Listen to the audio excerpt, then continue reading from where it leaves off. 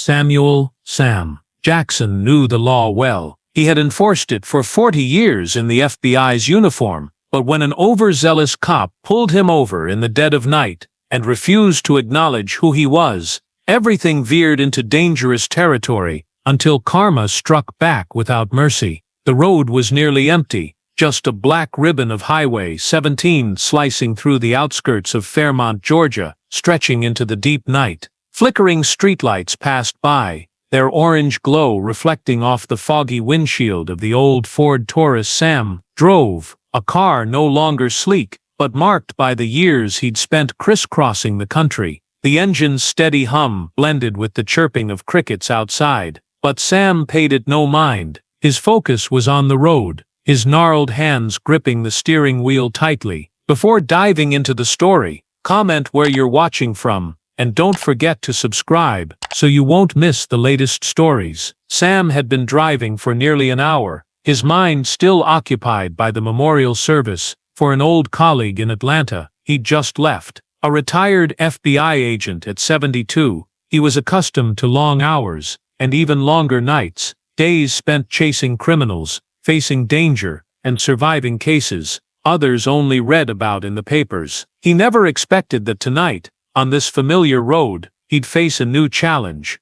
one that would test his experience. The Ford Taurus glided smoothly in the right lane, its headlights illuminating a small patch ahead, leaving darkness to swallow everything behind. Inside, the passenger seat was piled with mementos, an FBI medal in a wooden box, a photo of his daughter, and an honorary FBI badge, the last remnant of his days as part of the law enforcement system. He wore a weathered khaki jacket, his dark brown eyes staring straight through the windshield, the wrinkles on his face telling the story of a life dedicated to service. Sam wasn't one for daydreams, but tonight, memories of his time as an agent kept resurfacing, the cases he cracked in the shadows, the bullets that nearly took his life, and the skeptical looks from colleagues, just because of his skin color. He'd been retired for over a decade, living quietly in Fairmont, but the past never truly let go. Tonight, he just wanted to get home, sit on his porch,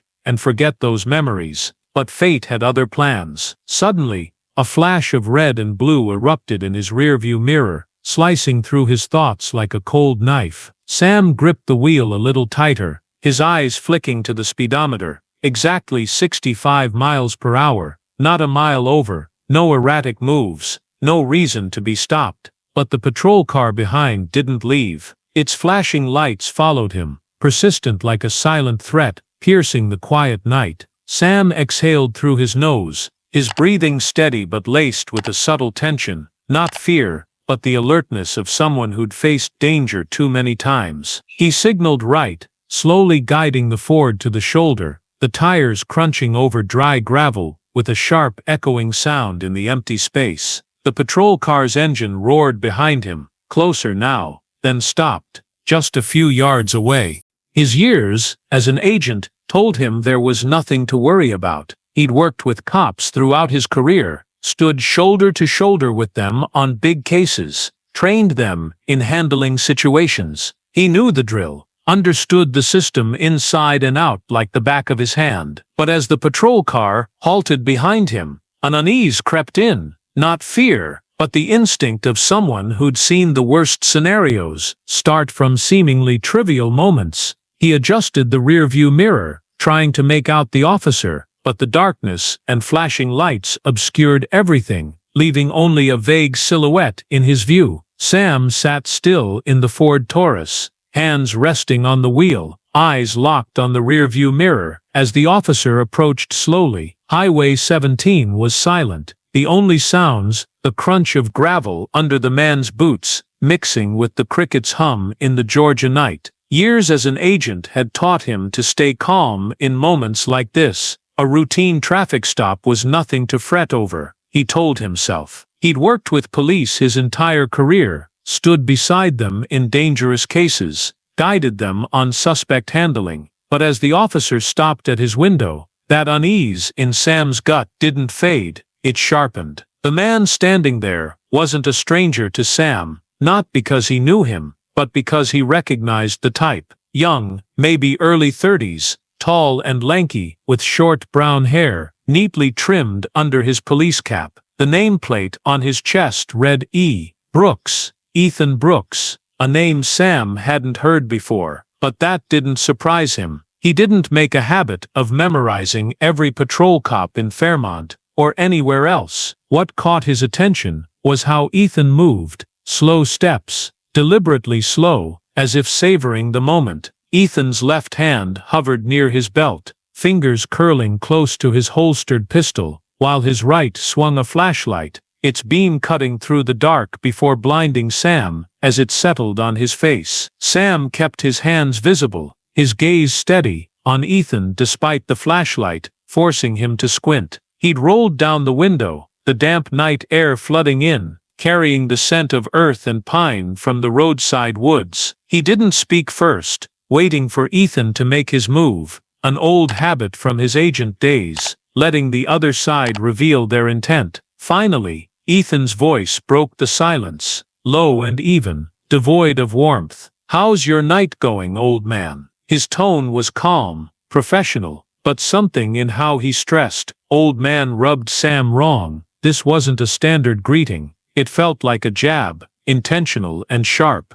Sam replied, his voice steady and clear, the way he'd spoken in hundreds of interrogations. "Night's fine, officer." He kept emotion out of it, refusing to let the jab throw him off. Ethan leaned in, the flashlight lingering on Sam's face too long, too probing, as if searching for something to pin on him. Then he said, without hesitation, "License and registration." No explanation, no reason for the stop, just a curt demand. Sam swallowed a sigh. This wasn't normal procedure, not the way decent cops operated. "Can I ask why I'm being pulled over?" Sam asked, his tone even, not confrontational, but firm enough to demand an answer. Ethan chewed gum, his pale brown eyes studying Sam too long before responding, as if weighing whether it was worth explaining. He didn't answer right away, just kept chewing, the sound of the gum smacking in his mouth cutting through the stillness. Sam sensed the oddity. This wasn't a random stop.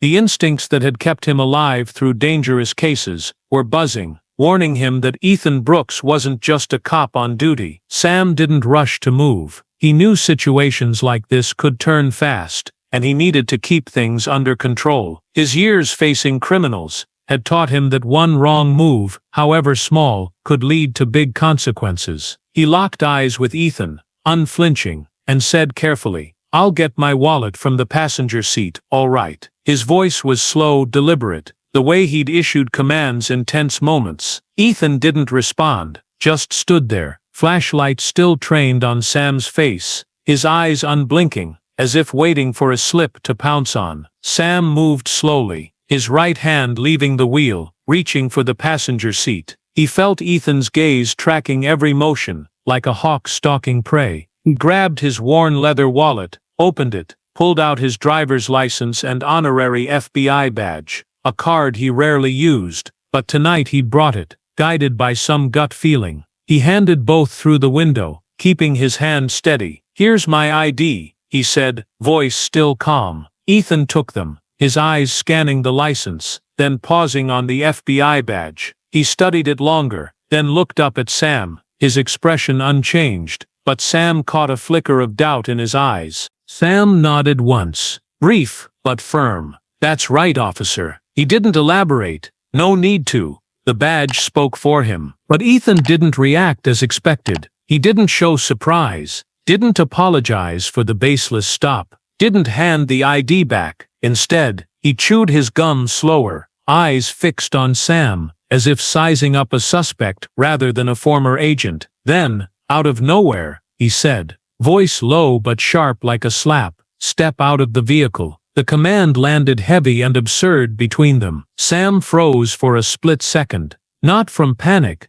but from disbelief at the sheer nonsense of it, almost enough to make him laugh. "Excuse me," he asked, voice still even but edged with the steel of someone who'd faced far worse 100 times over. Ethan stepped back half a pace, his right hand drifting closer to his pistol, thumb brushing the holster. "Step out of the vehicle," he repeated, voice no louder, but his stance, feet apart, shoulders tense, thickened the air between them. Sam felt the pressure on his chest, not from fear of Ethan, but from knowing this was veering far from any protocol he'd ever learned or taught. There was no justification for this. Sam had followed every step, kept his hands visible, provided ID, answered clearly. He'd identified himself as a former FBI agent, a status any cop should respect, at least on paper. But Ethan didn't care. He stood there, flashlight still sweeping Sam's face, his pale brown eyes cold and resolute. Sam stared back,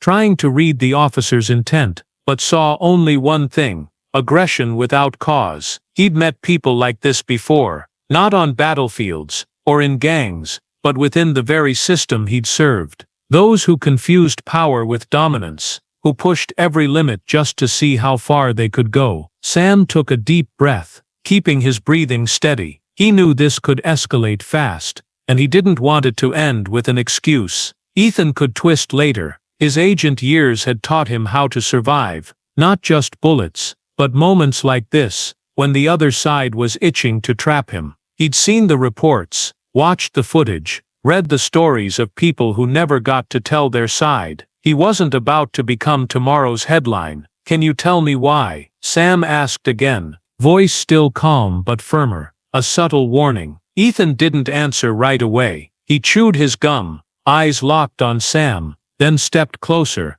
his right hand now resting fully on his holster. "Step out of the vehicle," he said a third time, tone unchanged, but the way he leaned forward told Sam his true intent. This wasn't a traffic stop anymore. It was a challenge, a power play. Ethan meant to win at all costs. Sam didn't budge. He sat still, hands on the wheel, mind racing through options. Refuse, and Ethan might use it to escalate. Comply, and he'd be vulnerable, losing the car's shield. He recalled facing criminals, gun-wielding men unafraid to shoot, and how he always found a way to steer things before they spiraled. Tonight was no different, even if the man before him wore a badge. He met Ethan's gaze, eyes sharp as knives, and said slowly, "You're overstepping, officer. Back off." Ethan didn't back off. If anything, his grip tightened on the holster, knuckles whitening under the flashlight's glare. "I said step out of the vehicle," he snapped,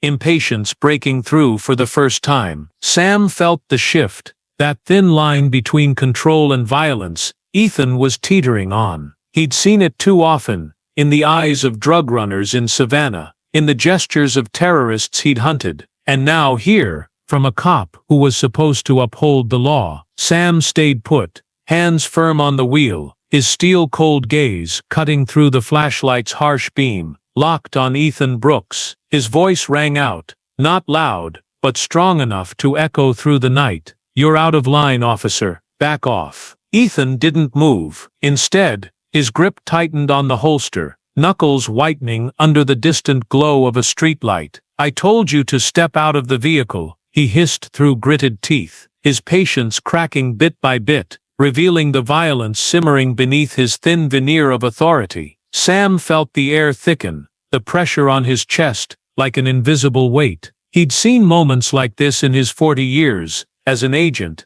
times when a tiny misstep could spell disaster, when he'd faced enemies, not just in the dark, but in broad daylight. He'd read the reports, watched the videos, heard the stories of those who never got to tell their side. He wasn't about to join that list, not tonight. But before he could decide his next move, Ethan's patience shattered. Ethan lunged, his left hand dropping the flashlight. It clattered to the pavement, its beam spinning wildly into the dark, while his right yanked at Sam's door. The metal clank rang out, sharp as a gunshot in the still night, snapping Sam's body taut, not from fear, but from reflexes honed over decades. He swiftly grabbed the inside door handle with his left hand, holding it shut, before Ethan could wrench it open. "Officer, back off," Sam commanded, his voice cutting but calm, the way he'd led in high-stakes chases. But Ethan didn't stop. If anything, his grip tightened on the handle, knuckles white with effort, as if determined to drag Sam out no matter what. "I said step out of the vehicle," Ethan shouted, his voice losing its earlier control, now raw with something fiercer, almost desperate. Sam heard it, the edge in Ethan's tone, the way he clung to authority, like a man losing his footing. He'd faced men like this before, not hardened gangsters, but uniformed types who mistook power for dominance, who pushed every boundary to prove they could. But Ethan wasn't some desk jockey or street thug. He was a cop with a badge, a gun, and a rage that made him more dangerous than anyone Sam had encountered. Sam held the door shut, his eyes never leaving Ethan. "On what grounds, officer?" he asked, his voice steady, but heavy with an undeniable weight, like he'd once grilled suspects in interrogation rooms. For the first time, Ethan faltered, his lips parted, as if groping for an answer, but nothing came out. He stood there, hand still on the door,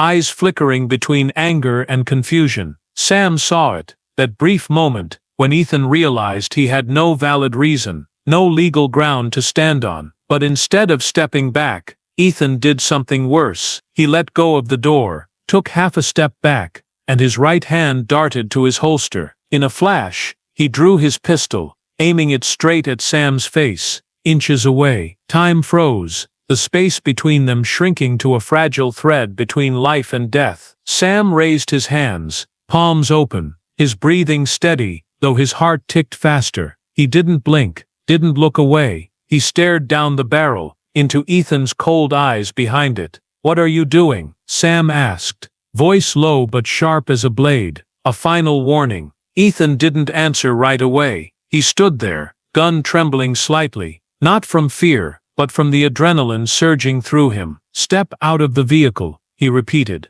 quieter now, as if unsure himself of what he was doing. Sam didn't move. He knew any twitch could make Ethan fire, intentional or not. He'd faced guns before, from drug runners in Savannah, from terrorists in big cases, but this was different. This wasn't a battlefield, not an official mission. This was a deserted Georgia road, and he had no weapon, no backup, just experience, and the will to survive.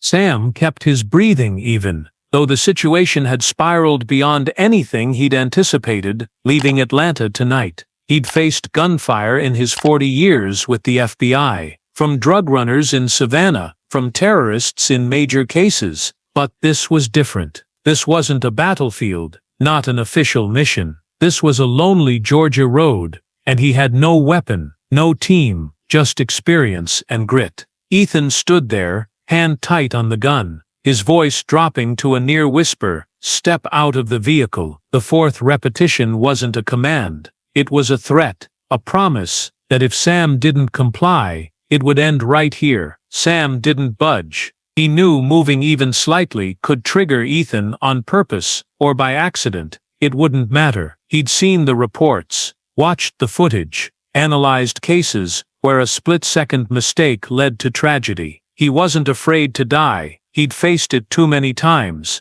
but he didn't want to die pointlessly, not as a victim of a cop off the rails. He kept his hands up, eyes locked on Ethan, mind racing through options. He could reason, he could wait, but he knew Ethan wasn't open to logic. He wanted Sam scared, submissive, something Sam would never give. But then, before Sam could speak, a voice pierced the darkness, slicing through the tension like a razor. "Hey, I'm filming this." The shout came from the roadside, bold and firm, cutting through the silent night. Ethan didn't lower the gun right away, but his body stiffened, head tilting toward the sound, a flash of panic in his eyes. Sam didn't turn, just glanced from the corner of his eye, enough to spot a figure about 20 meters away, near the pine forest's edge. A young man, phone raised high, its screen light illuminating his face. Malik Turner, 25, just off a shift at a nearby factory. Malik stood there, legs trembling slightly, but eyes resolute, his phone an invisible weapon. He'd been walking home after a night shift, his oil-stained jacket still reeking of metal, when he stumbled on this scene. He'd seen Sam in the car, hands up, and Ethan aiming a gun at his head. Malik knew these situations. He'd watched his brother get beaten by cops years ago, seen viral videos, heard the whispered stories in his community. But tonight, He wasn't standing by. He raised his phone, hit record, and shouted again, "I'm getting all of this." Ethan swung toward him, gun still on Sam, but the barrel veering off, no longer dead on. "Turn that off," Ethan roared, his voice now stripped of control, a mix of panic and rage. But Malik didn't back down. He stepped forward, phone steady, its light framing his face, brown eyes fierce, jaw clenched. "No way," he shot back, voice solid, despite his pounding heart. He knew the risk, knew Ethan could turn on him any second, but he couldn't stop. Not tonight. Sam seized the moment, hands still raised, his voice cut through sharper than ever. "Lower the weapon." It wasn't a request, it was an order. Waited, with a man who'd commanded in life-or-death stakes. Ethan snapped back to Sam, the gun shaking harder in his grip, but he didn't drop it. His breathing was shallow, rapid, like he was scrambling for an out, a way to cling to control in a situation slipping from his grasp. Malik kept filming, the phone's faint beep, marking each second, each move. Sam stared Ethan down, unblinking, unwavering. He knew Malik's presence changed everything. Now there was a witness, evidence, and Ethan couldn't act without consequences. But he also knew a man like Ethan, cornered, could turn deadlier than ever. He kept his breathing steady, mind racing through scenarios. He didn't want to die, didn't want Malik dragged into this line of fire, but he wasn't letting Ethan win. Malik stood 20 meters off, phone glowing, capturing every second of the standoff. "I'm filming this," he yelled again, voice steady, despite shaky legs. Ethan barked, "Turn that off," but Malik held firm, phone unwavering, its light a silent challenge on his face. Sam capitalized, his voice ringing sharp, "Lower the weapon." It was an order, not a plea. Backed by 40 years of FBI grit, Ethan turned back, gun trembling harder, his shallow, quick breaths, betraying a man grasping for control he no longer had. His pale brown eyes darted between Sam and Malik, panic mixing with fury on his face. Sam kept his rhythm steady, eyes unyielding, knowing Malik's arrival shifted the game. There was a witness, proof, but a cornered Ethan could still be lethal. Suddenly, another burst of red and blue flashed from afar, slicing the night. A second patrol car's engine growled closer, then stopped behind Ethan's. Sam glanced at the rearview, catching the new cruiser's lights sweeping the scene like a fresh warning. For a moment, relief flickered. Another cop could mean a witness, accountability to rein Ethan in. But as the door opened, the man stepped out. That hope faded fast. The newcomer was Ryan Carter, a burly cop with broad shoulders, his stern face missing a nameplate in the headlights' glare. He didn't look at Sam or Malik, he fixed on Ethan, as if this was routine. Ryan approached, boots firm on the gravel, eyes flicking to Sam before settling on Ethan. "What's going on here?" he asked, voice low and even, like this was just another stop. Ethan smirked, a crooked grin twisting his lips, gun still aimed at Sam though off-center. "Just dealing with an old man who won't cooperate," he replied, a hint of triumph in his tone, as if Ryan's arrival was his ace. Sam felt the shift, the way Ethan stood taller, the way Ryan showed no surprise. This wasn't random backup, this was an ally, fuel for the power game Ethan had started. Ryan stepped closer, positioning himself slightly behind Ethan, his eyes finally on Sam, but there was no respect there. "Get out of the car," he said, voice calm but icy, not addressing Sam by name, not acknowledging the FBI status he'd declared, just old man, like he wasn't a person but a problem to fix. Sam kept his hands up, eyes shifting from Ethan to Ryan, then back. He saw it, the way Ryan flanked Ethan, blocking distant views, the way Ethan didn't need to explain. This was rehearsed, a tag team act he'd seen in abuse of power reports he'd studied at the FBI. Malik shouted from the roadside, "I'm filming this. You're not getting away." He stepped forward, phone raised higher, its light etching his face, brown eyes fierce, jaw tight. Ethan turned, gun veering, but he didn't lower it. I said turn it off. He snarled, voice fully unhinged now. Ryan raised a hand, signaling Ethan to cool it, but his eyes stayed on Sam. Get out of the car, old man, he repeated, voice steady but heavy, with an unspoken threat. Sam didn't move yet. He knew stepping out meant losing his last shield, the car, and handing himself to these two. He'd faced worse odds. But this was different. This wasn't a foreign case, not an official op. This was home, and home wasn't safe anymore. He took a deep breath, keeping it even, mind racing through options. Malik kept filming, the phone's soft beep, a reminder that it was all on record. But Sam knew evidence alone wasn't enough. He had to survive this moment, for it to matter. Malik Turner stood off, phone glowing, capturing every second. I'm filming this, he yelled again, voice firm, its light a small flame in the dark on his face. Ethan roared, turn it off. But Ryan signaled, trying to steady Ethan, though his cold eyes stayed on Sam. Ryan's arrival wasn't rescue, it was reinforcement, backing Ethan in the power play they'd forced on him. He'd faced greater dangers in 40 FBI years, but this was different. This was home, threatened by those meant to uphold the law. Ethan gripped the gun, eyes flicking between Sam and Malik, unsure who to tackle first. Ryan stood behind,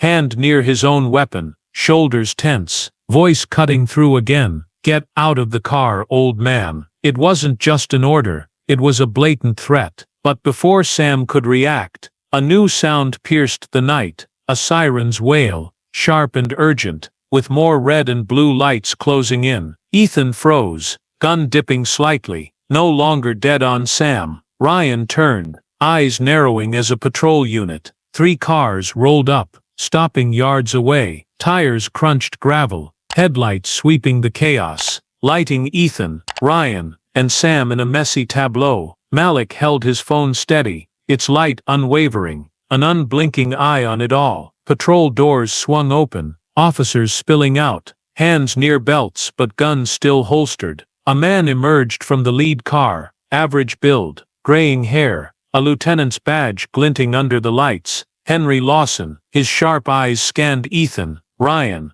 then landed on Sam. For a split second, Henry's face shifted, not fear, but recognition. Agent Jackson, he blurted, his voice a bullet through the tension. Ethan didn't react right away, but Ryan stiffened, lips parting soundlessly. Sam lowered his hands, not surrender, but reclaiming control. He met Henry's gaze, voice clear, unshaken. I want these 2 officers detained right now. It was an order, weighted with a man who'd led in do-or-die moments. Ryan stepped back, hands up to protest. Hold on! But Sam cut him off, voice like a blade. Not another word. He nodded toward Malik, still filming. I know what this is, and so does he said, pointing to the video catching Ethan and Ryan's every move. Henry hesitated, eyes shifting between Sam, Ethan, and Ryan. He'd heard of Samuel Jackson, a legend in the FBI, cracking big cases across Georgia and beyond. This wasn't a routine stop. This was a career-ending mess for anyone who let it slide. Ethan finally lowered his gun, hands shaking as he holstered it, but his eyes still burned with rage. It's a misunderstanding, he muttered, voice low, knowing it convinced no one. Sam tilted his head, eyes cold. Then we'll sort it out at the station. Ryan swallowed hard, face paling under the flashing lights. Henry turned to the nearest officer, barking, cuff them, both of them. Ethan snapped, you're kidding me? His voice was rough, thick with disbelief from a man who thought himself untouchable. But Sam didn't flinch. You pointed a gun at a former FBI agent. Brooks, he said, voice calm but cutting deep into Ethan's pride. Tell me if you want resisting arrest added to the list. Ethan's breath heaved, eyes darting from Henry to Ryan to Sam, searching for a last out. But as the click of cuffs snapped around his wrists, his arrogance crumbled, replaced by the panic of a man who'd just lost. Ryan didn't fight.